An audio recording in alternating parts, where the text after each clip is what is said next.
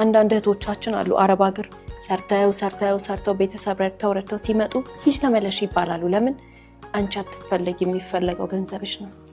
ያንቺ ህይወት ለነሱ ምንም የሚደንቃቸው ነገር የለም።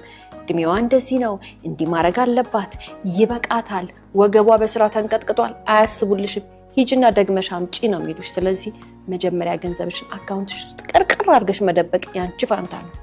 እንዳሰጡ ገንዘባችሁን የለፋችሁበትን ለማንም ብለን በድፍረት የምንናገርበት ምክንያት በጣም ብዙ ታሪኮች በስለ ህይወት ላይ አቅርበናል።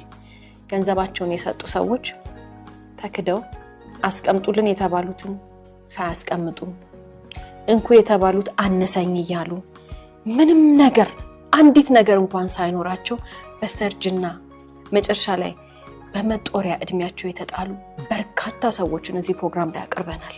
ከነሱ አንዱ እንዳንሆን ልብ እንበል። ምን አደረግሽልኝ፣ ምን አደረክልኝ መባል ድረስ ሳንደርስ ራሳችንን ቀጥ አድርገን ህይወታችንን ከመራን ማንም እንዲጫፋችንን መጥቶ አይነካንም።